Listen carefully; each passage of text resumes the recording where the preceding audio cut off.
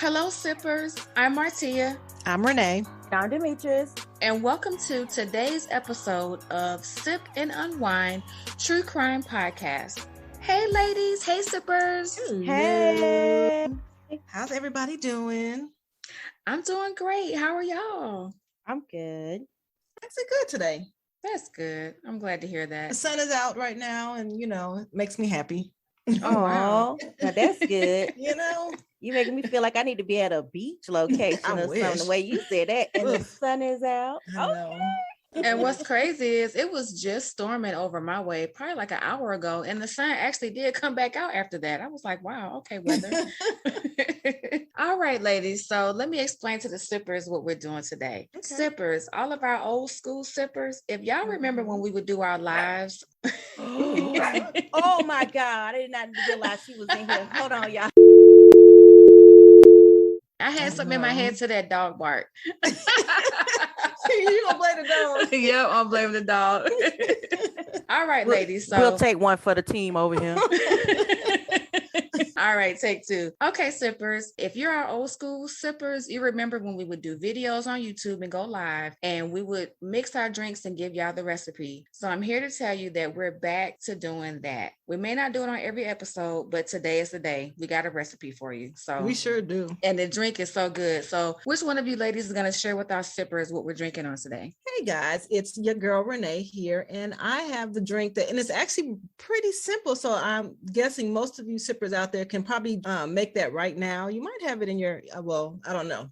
I drink a lot. Well, not a lot. Oh, that's terrible to say. I drink a lot. But, I mean, these are like regular stuff that people usually have. So what we're drinking on today is called a Bikini Martini. Doesn't it sound cute? A Bikini Martini. Mm-hmm. All right. So what that is, the ingredients is just 1 ounce of coconut rum, which is like my favorite kind of alcoholic drink is coconut rum, which I know a lot of people don't like that, which is weird. It's just, I think it might be just too sweet for some people. I like it. I love coconut rum. So ounce of coconut rum, 3/4 ounce of vodka. We all got vodka, right? 1 ounce of pineapple juice. So you should have some juice. So you might be able to replace that with other kind of juice, whatever kind of juice that you like, but it's 1 ounce of pineapple juice is what we're using, and then a dash of grenadine syrup. So you mix that up and you just put it in a cup, red cup, glass, however you want to take it, ghetto or fancy.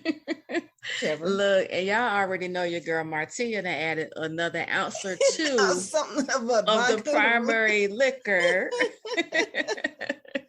Since we're mixing up our own drinks today or whatever. Yes. So you will never know that extra really good ingredient. You will never know it. So we will we'll put this up on our Instagram if you want to just make it at home. All right, sippers and ladies. Today's case takes us back to the year 1995 and over to the city of New Orleans. New Orleans. You didn't say it right, but I couldn't say it. I know I can't say it right. New Orleans. Don't worry, my family will appreciate you. I love that. Down in Louisiana. So this is the disturbing case of Antoinette Frank and Rogers Lacaze. I don't know if I'm saying that name right. Y'all know I don't never get the last names right. His name is Rogers with an S? It is. Oh, wow. So you ladies and maybe even some sippers probably have heard about this case because there's at least one book that was written about this crazy lady, as well as several true crime documentaries. And the version of this case that I'm going to give you today is definitely the short version compared to everything else that's out there. I mean, it's a lot. The victims in this case are Ronald Williams, age 25, Kwong Vu, age 17, and Ha Vu, age 24. Antoinette Frank was born on April 30th, 1971. Antoinette had an unstable childhood, but one thing she always knew since she was younger is that she wanted to become a policewoman. As a teenager and young adult, Antoinette suffered from being a member of a broken family. Her brother was a fugitive of the law, and her father would appear in her life only occasionally. Antoinette has claimed that her father abused her sexually, mentally, and physically when she was a child. Antoinette also alleges that her father repeatedly impregnated her via rape, and he compelled her to have several abortions when she was younger. Antoinette became distressed about all of those issues she had growing up, and she would later need some psychiatric help. Ironically, in 1993, Antoinette would allow her father to stay in her home, but after some time of him living with her, he went missing, so she reported him as a missing person. Wait,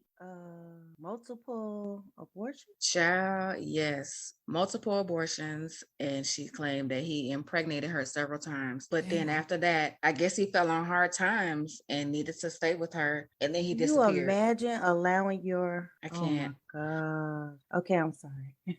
I cannot imagine that. So when Antoinette became an adult, she applied with the New Orleans Police Department in 1993, and she lied about her psychological and psychiatric conditions in order to be hired on as a policewoman. Antoinette had been caught lying on several sections of her application, and she had also failed 2 standard psychiatric evaluations. When it was recommended by a psychiatrist that Antoinette not be hired, she left a suicide note and disappeared for over a day. Despite all of this, the NOPD was chronically short-staffed, and in a desperate plea to get more people on the staff, they hired Antoinette. So she was officially brought on to the staff on February 7th, 1993, and she graduated from the police academy a few weeks later on February 28th. While working on the force, Antoinette had to work a shooting incident on November 25th, 1994, and it was during this time she met her future boyfriend, an alleged drug dealer named Rogers Lacaze.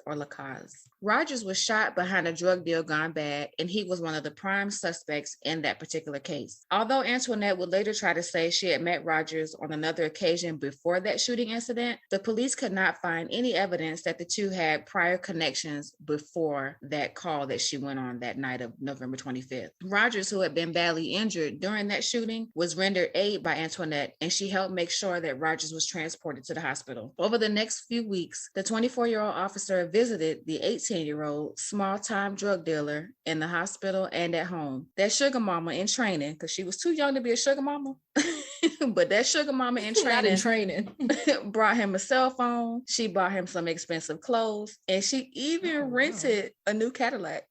Damn. For him to drive around in and flex around town or whatever. So yeah, she was infatuated. What? She was infatuated with Rogers for some reason. Antoinette Frank and Rogers Lacaze fell in love very quickly. The couple shared a passionate relationship, and Antoinette felt that Rogers brought her the solace she needed in life. The gold tooth having, 5'2" standing Rogers Not the Lacaze. gold tooth having. Wait a minute. Oh, I love that. You know, I can't get through this one. This just sounds like... Let me take a drink of my water because y'all making me laugh. I mean, how did it go from her life was to hood? Good Lord, a Cadillac flexing? Who rents a Cadillac to flex? Yeah, but I guess you remember this was back in the 90s. Oh, yeah. Back in the mid-90s, Cadillacs was a big deal, I guess.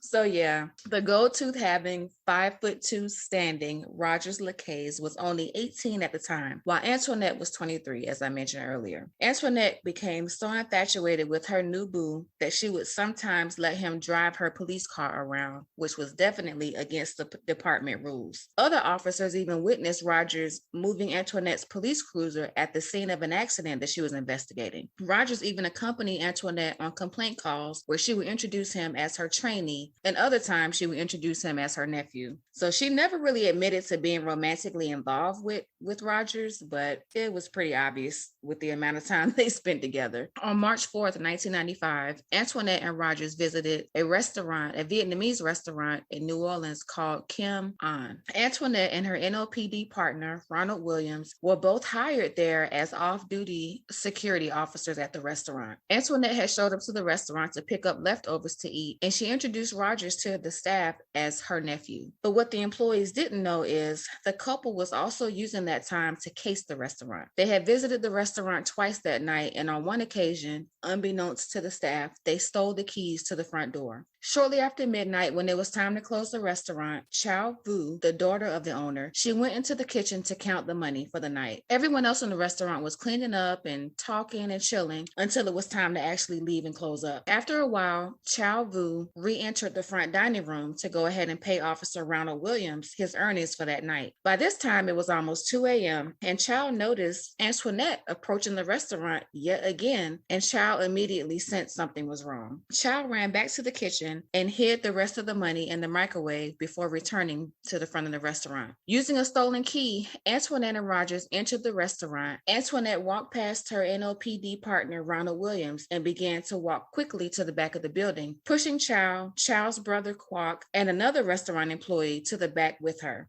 Ronald started to follow behind them, asking what was wrong, and then some shots rang out. Ronald had been shot in the back of the neck. His spinal cord was severed, and he was instantly paralyzed. Oh my gosh, damn. Yeah.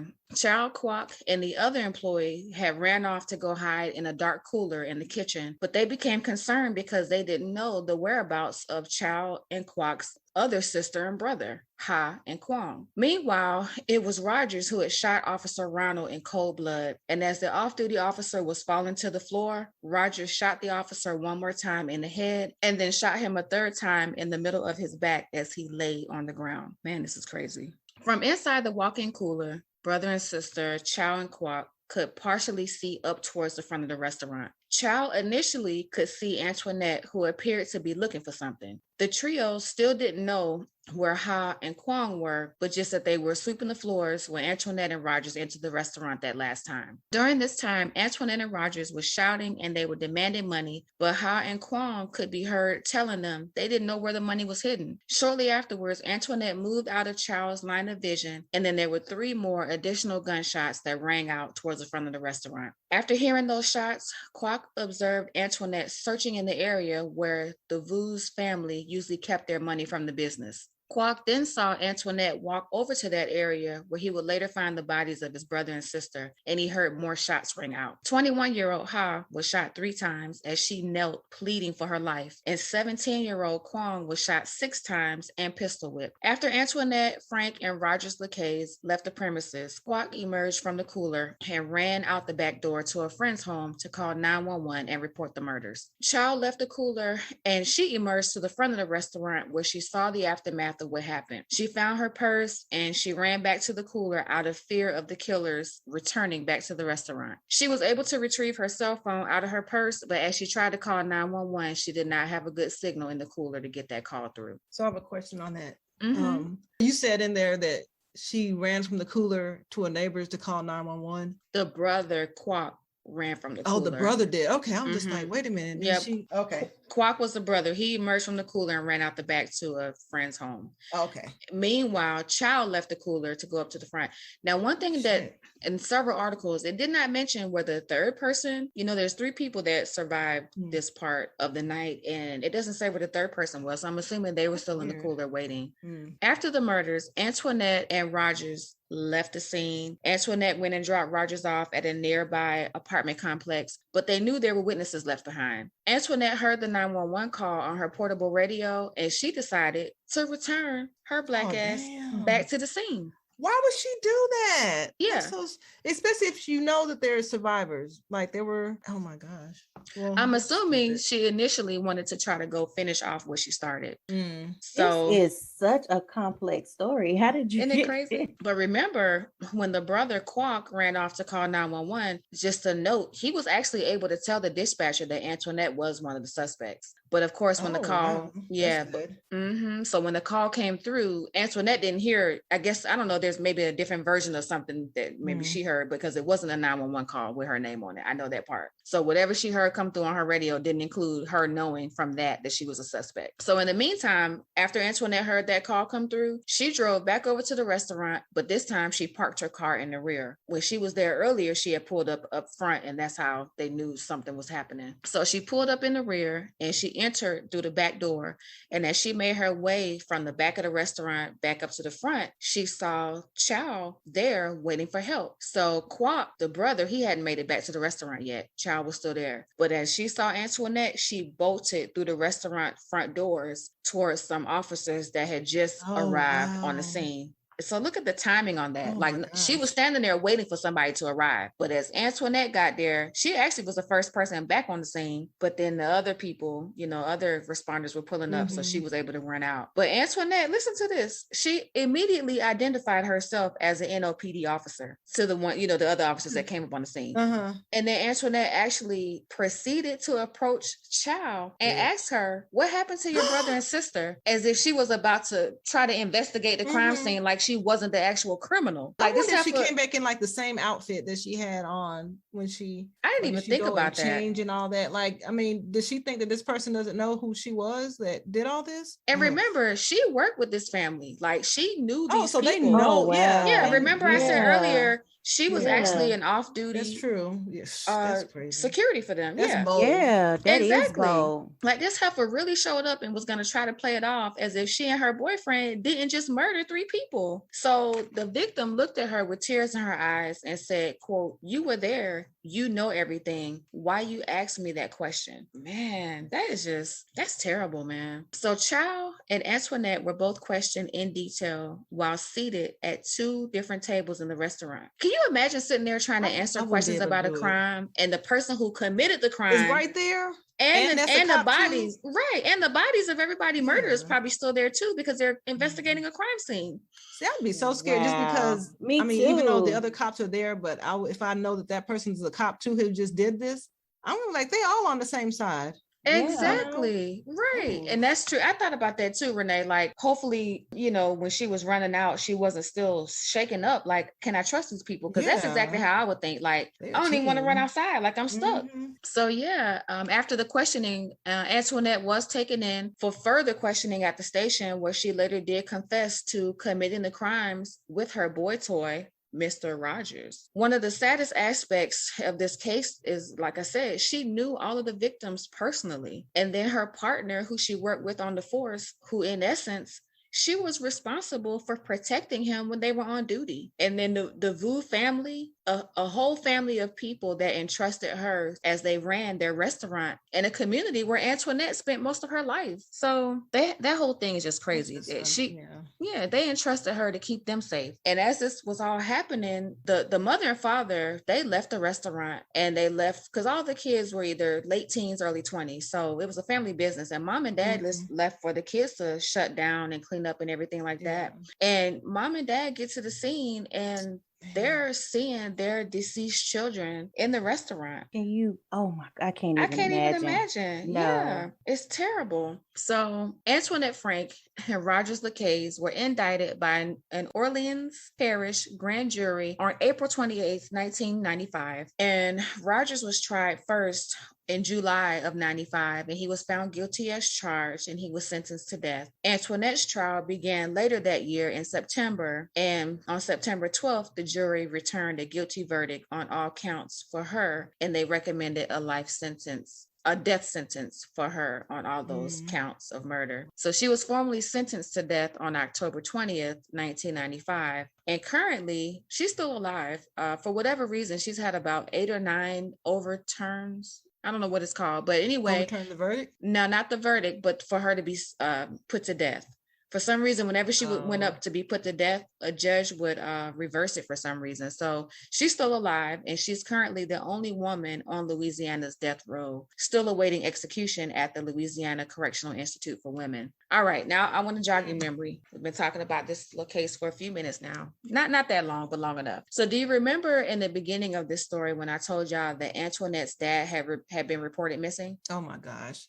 So, did she kill him? So in November of 1995, probably about a month after Antoinette was sentenced to death and all that stuff was over with, for whatever reason, the police went over to her home to I don't know if they were gathering evidence for this case or did they I don't know. The daddy? But a cadaver dog led police to a human skull with a bullet hole, which was buried under Antoinette's house. And police do believe that those remains are the remains of Antoinette's father. Oh, well, she's cold hearted. If she would kill her father, then anybody else can probably get it too clearly. Right. Wow. Yeah. And all those years of abuse, though, she probably had enough. Exactly. And it just triggered her. That was like her trigger.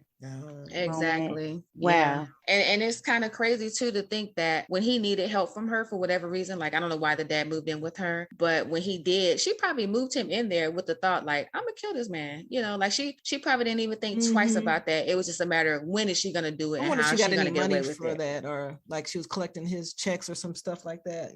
Oh yeah, like a social security check or something like that. Yeah, I wonder like that, but oof. And so after Antoinette, was tried and convicted as to why she did what she did, Antoinette does say that it is her fault. And she claims to have suffered years of emotional, physical, and sexual abuse at her father's hands, and basically blaming that situation as to why she was so cold and murdered the members of that family. And I can see that. Yeah, but they said that it was a claim that she only started making after the trial, after she was found guilty, after all this happened. I can see that too. Yeah. But a psychiatrist who examined Antoinette back in 1995 and then again about 5 years later in 99, the psychiatrist did note that she showed symptoms of narcissistic personality disorder with antisocial features. And according to that same psychiatrist, Antoinette exhibited a lack of empathy towards others, feelings of entitlement, flies into rages easily, and was very manipulative in her relationships. And also, her boy toy, Rogers, had something to say about her too.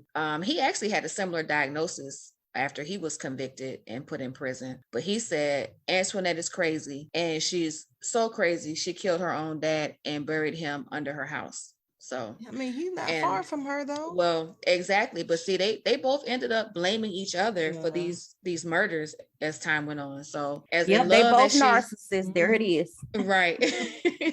But as much as they were so in love for that little short period of time, they ended up turning on each other and blaming each other for the crime. But I just wanted to note that even after this horrible tragedy, the Vu's family restaurant in New Orleans, it did remain open. But unfortunately, Hurricane Katrina damaged the restaurant back in 2005, and post-storm quote unquote looters stole some of the jewelry that Ha and Kwong had been wearing when they were killed. So I'm assuming the family may have had like a display or a memorial set up for the kids that died. So after that, the Vu family, they sold the old location of the restaurant and they reopened in Harahan, Louisiana. And they also moved the family home to Metairie, Louisiana. So it's just great that they was able to open up again. I closed that. I wouldn't even do that no more. Yeah, I wouldn't be able because of the loss of the children. Yeah. Right. Yeah, I wouldn't be able to do that anymore. Right. So I feel the same way. So yeah, ladies, do y'all have anything else to ask me about this case or anything to add to the comments about this case? Nothing other than,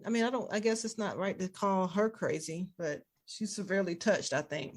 It's just, I don't know, to do that.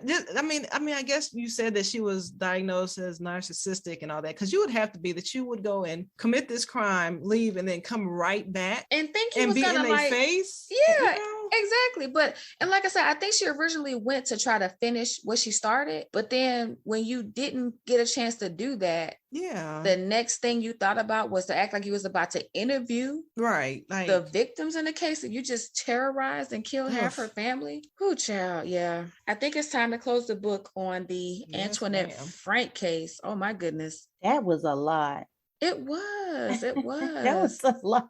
I'm gonna have to go back and actually see if they got like a documentary on her or something. Oh yeah, she was okay. Yes, they have several true crime shows that have focused on this case. And I ain't gonna lie to you, y'all know how crazy we are for even doing true crime. I actually want to get the book and read it. I can't remember who the author is of the book. Yeah, but I want to read the book because I'm pretty sure it goes into like have so much. Yeah, I'm pretty more sure details about her background. Wow. Especially with the Cadillac. I'm sorry, I'm still stuck on the Cadillac. You're still on that Cadillac.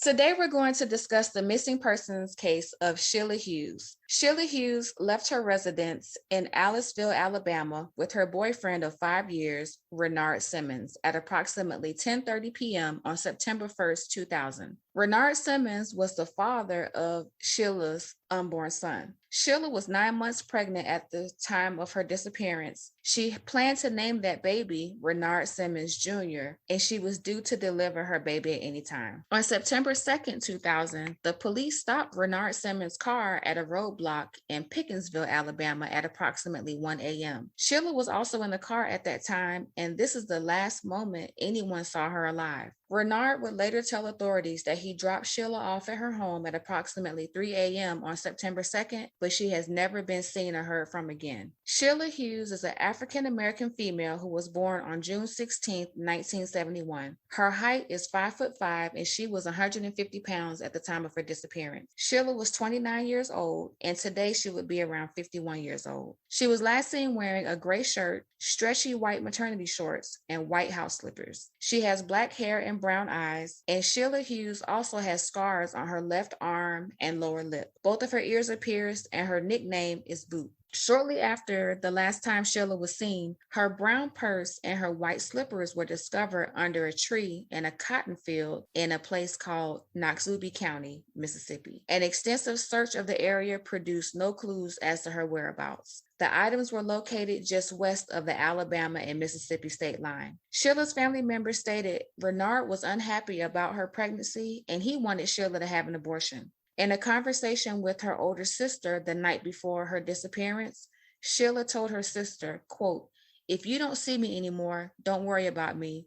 Know that I've lived my life to the fullest." Oh, my goodness. Wow. So, yeah, that's pretty sad. Mm-hmm. So, and this case is a little bit different than what I normally do. In this case, the family actually believes that Sheila is deceased, and authorities also think she met with foul play, but they're basically just looking for answers as to what may have happened to have led to her being murdered, if that was the case. In February 2008, Sheila Hughes was declared legally dead about 7.5 years after her disappearance. And also in a twist here, Renard Simmons, the boyfriend at the time, he also passed away in 2013. So if he had any answers, he took them with him to the grave. So as of today, Sheila Hughes' disappearance remains unsolved. But if anyone out there is listening and you have any information as to what may have happened to Sheila, make sure you contact the Aliceville Police Department at 205-373-6631, or you can contact your local authorities. And as always, I'll make sure that I post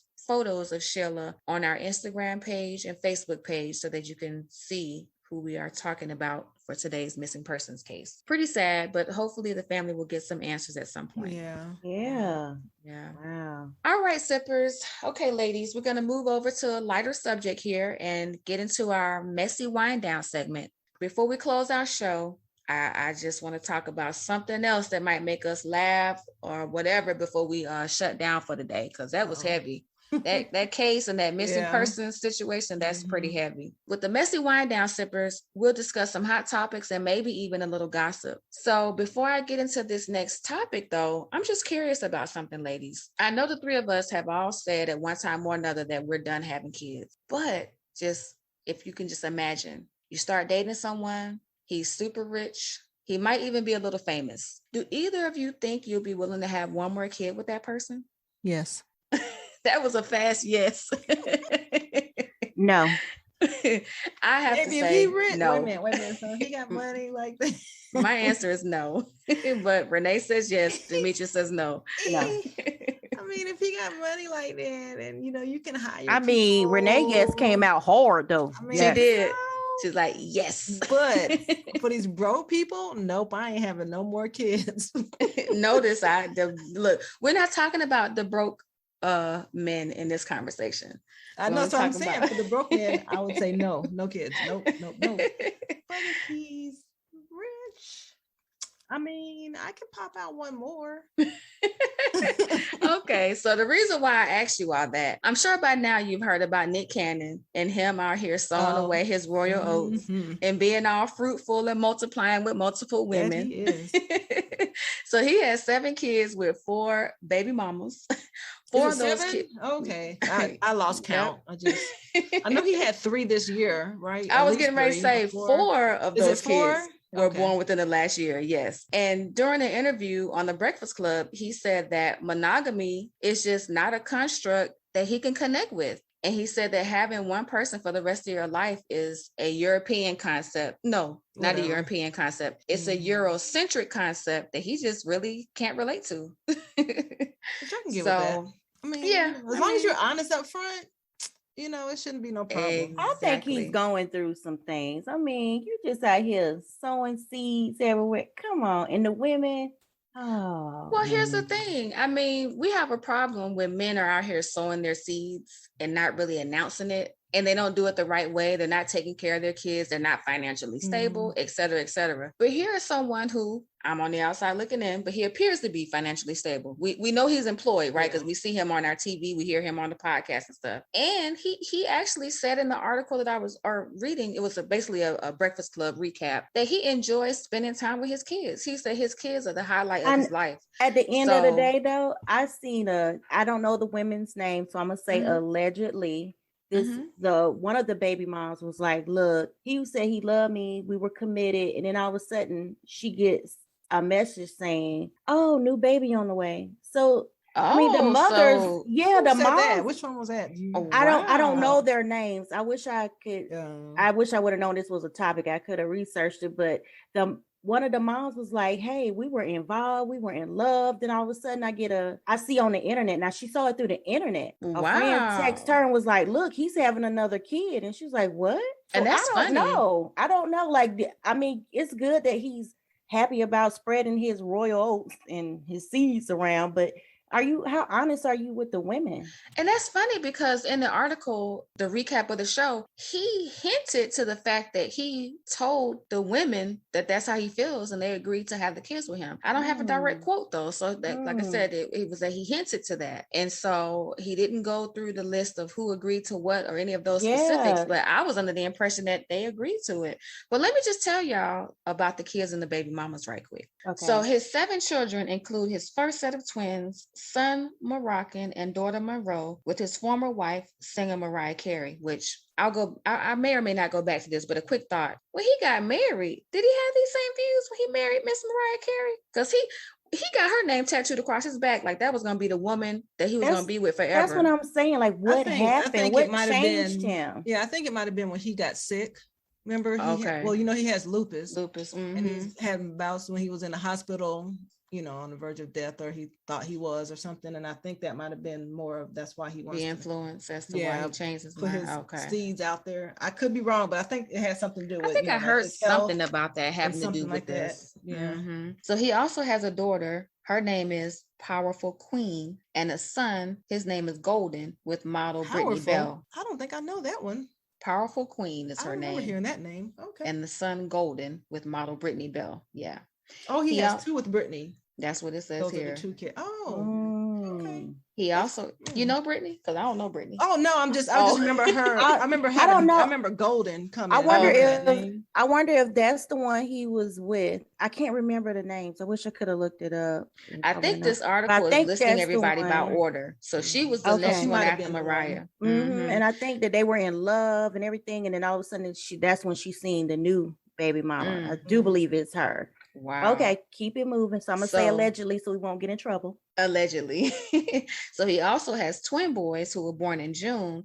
Their names are Zion Moxolidian and Zillan Air, with professional DJ Abby De La Rosa. And then most recently, his youngest son, Zen, was born in July with model Alyssa Scott. So I don't know what any of these women look like except Mariah Carey. But yeah, I didn't even know that he had this many kids until recently, because I don't really be keeping up with all the celebrity stuff.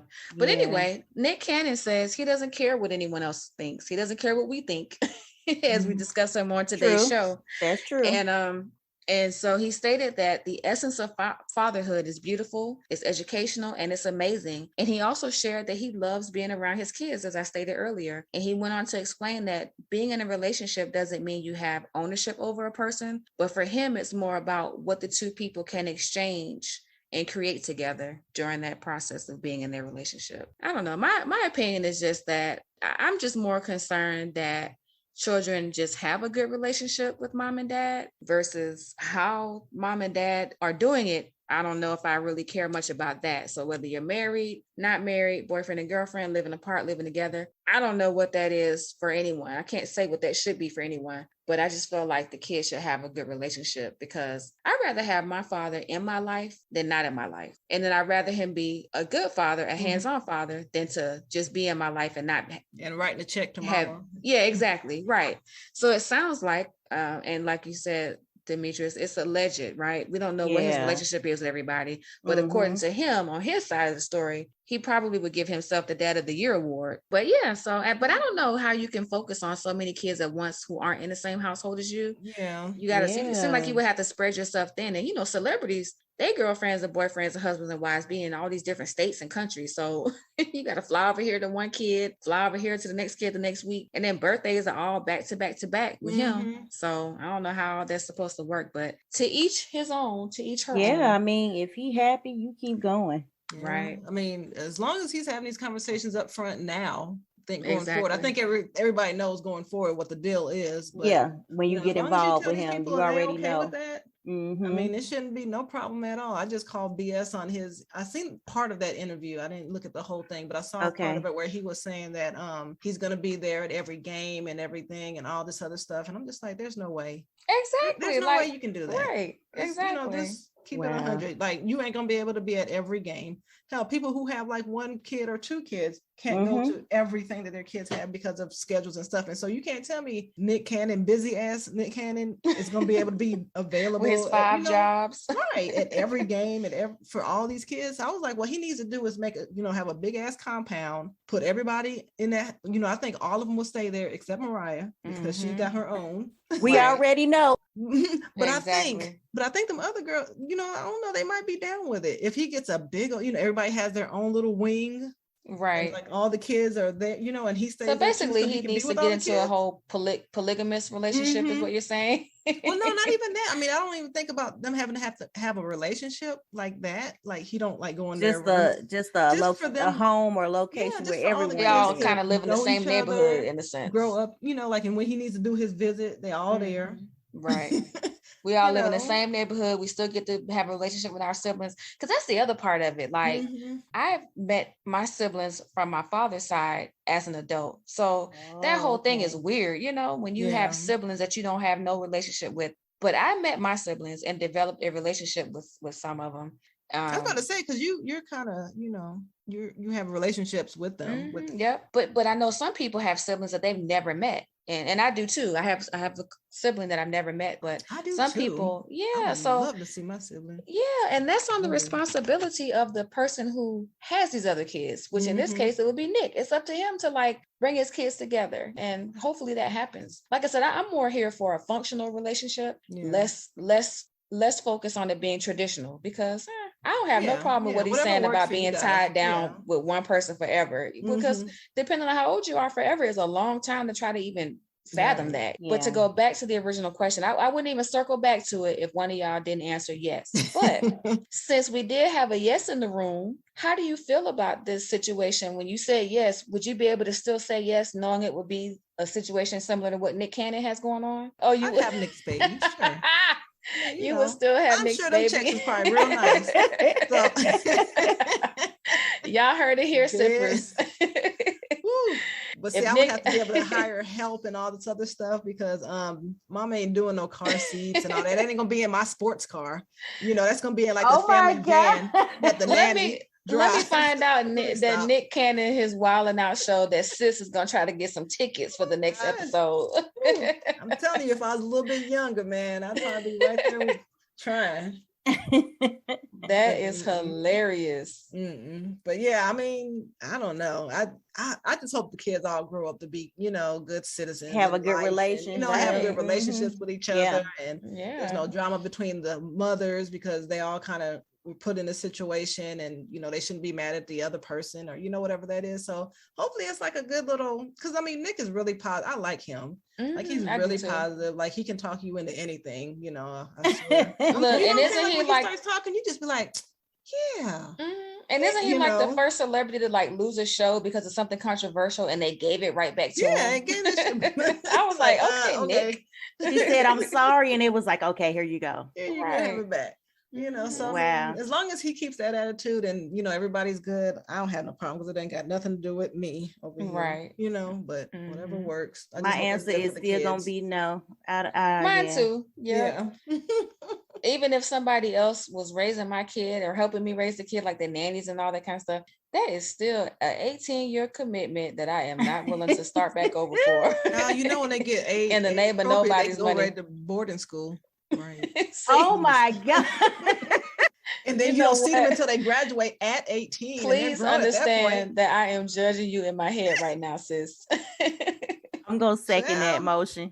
And she got money, that baby will be shipped off. Sipper, she is talking so much shit, man. I know, I'm talking shit. This woman is so hands-on with her child. I can't even see her treating the next child in the way she's talking.